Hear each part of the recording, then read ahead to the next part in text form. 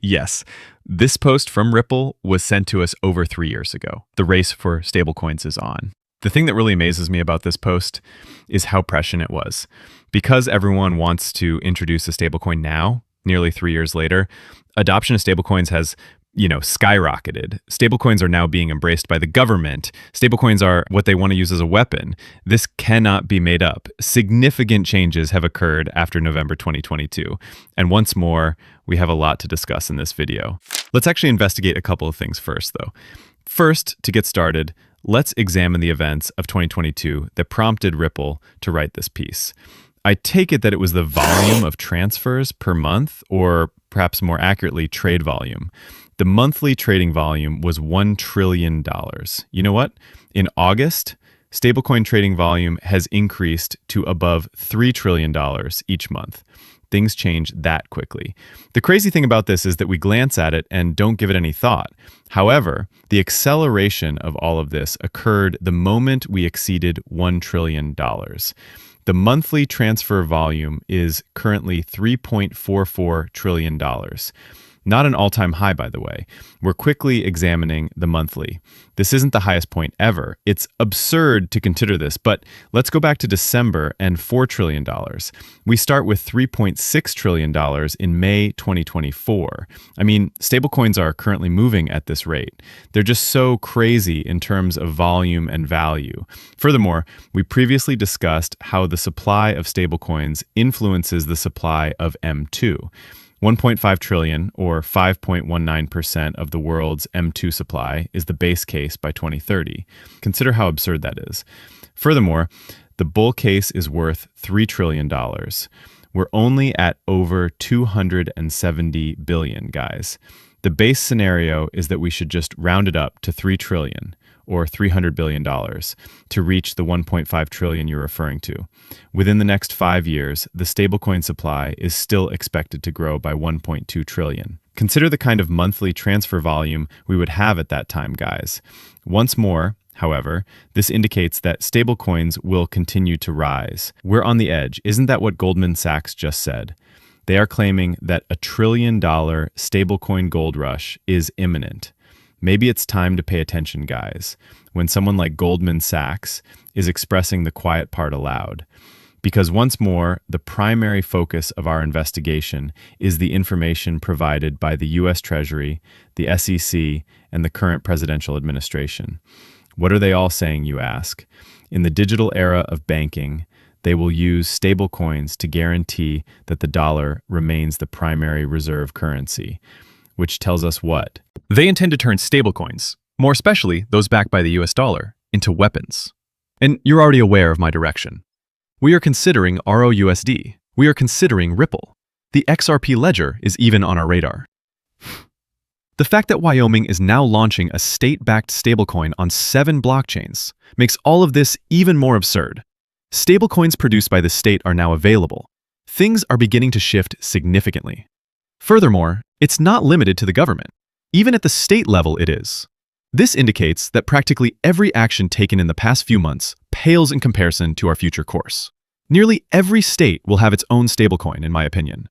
Consider it. The utilization of stablecoins, blockchain, and DLT might significantly increase the efficiency of all the daily operations that states carry out. That's our destination. These are the first steps toward it. Let's return to that post now. The race for stablecoins is on.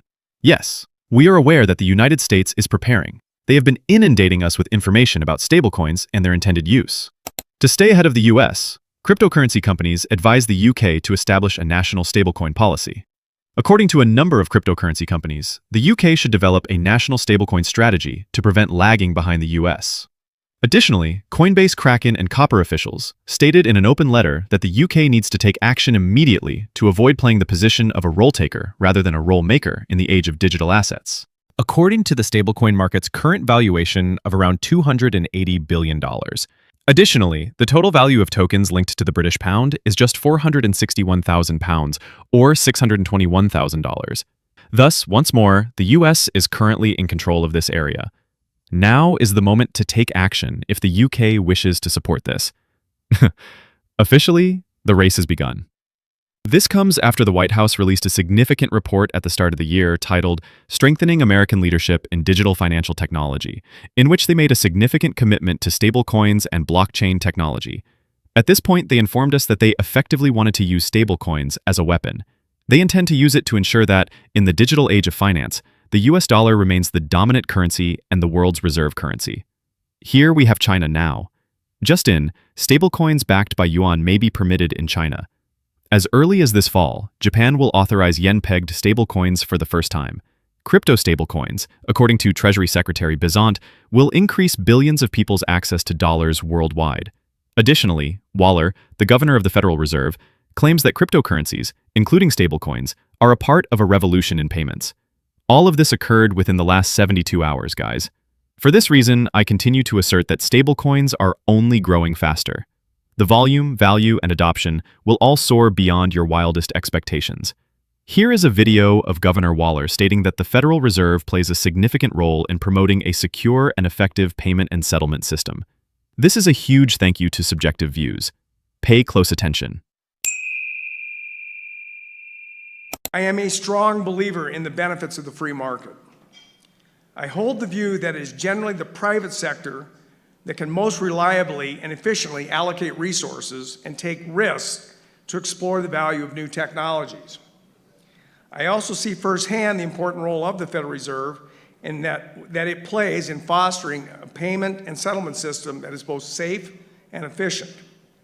Such a system promotes a vibrant economy since it allows for participation from a broad range of individuals and businesses without requiring them to invest heavily in bilateral arrangements. The fact that these people are educating us about stablecoins and the blockchain itself is another factor. I mean, the significant move toward integration is beginning to be seen. Over the next few years, our entire payment and settlement system will undergo a total transformation. Furthermore, we consider RLUSD. Because we are going back to simply August 18th, we consider both RLUSD and Ripple. According to the OCC, community banks can collaborate with stablecoin businesses to promote innovation and introduce new goods. While the regulator changes supervisory procedures, stablecoins give these institutions additional options to meet the payment demands of their community, according to Comptroller Jonathan Gold. On August 18th, we also received a significant update from the OCC. To promote innovation and provide new products, community banks can collaborate with businesses creating stablecoins.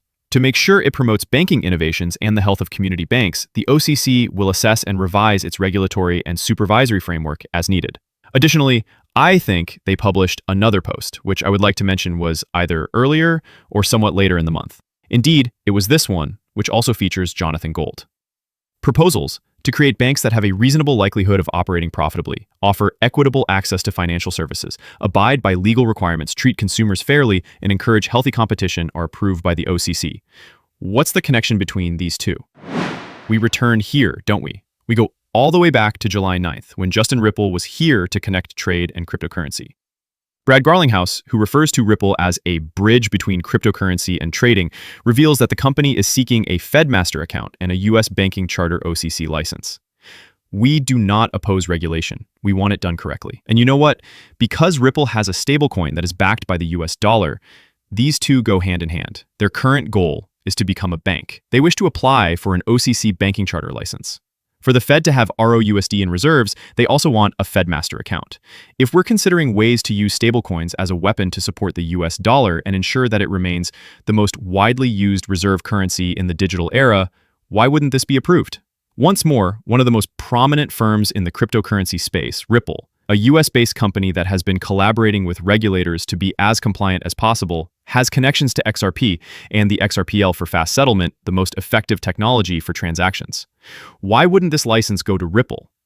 How come they wouldn't give them this license to ensure that both Ripple and RLUSD have the greatest potential success? That makes a great deal of sense, but pay great attention to this.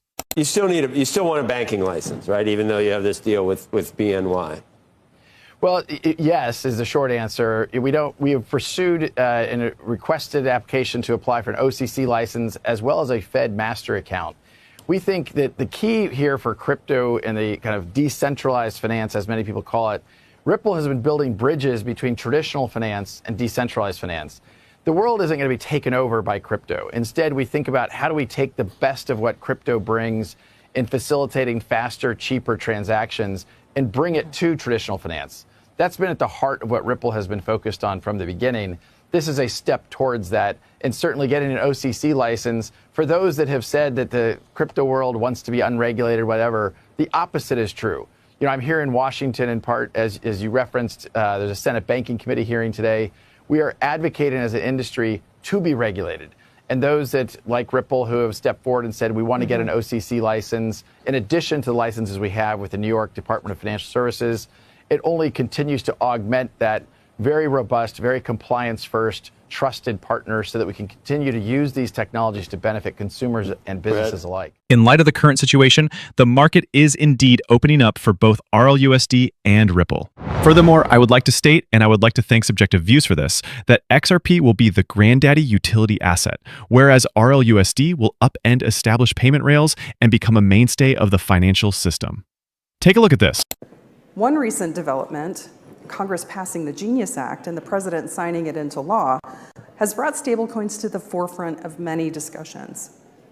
And they're now positioned to become a fixture in the financial system, with implications and opportunities for the traditional banking system, including the potential to disrupt traditional payment rails. Congress has tasked the banking agencies with creating a regulatory framework for stablecoins, and we're working with our colleagues in the other agencies to move this forward. It's essential that banks and regulators are open to engaging in new technologies and departing from the overly cautious mindset. Regulators must understand new products and services and recognize the utility and necessity of embracing technology in the traditional financial sector. And recognize the utility and necessity of embracing technology in the traditional financial sector. Yes, they are all discussing stablecoins when we consider this. They are constantly discussing stablecoins. They are not only constantly discussing stablecoins, but they are also outlining their exact plans for us to follow. They will use these new technologies to innovate and transform the financial sector as a whole. You would have to be blind not to think of Ripple right away since, they've been the first to enter on practically every significant event. In addition, they have been informing us of developments ahead of time because, guess what? This has nothing to do with coincidence. They're part of the grand scheme. From the beginning, this has always been planned. Having said that, I hope you all found this video entertaining. Please be sure to subscribe, like, and enable notifications if you did.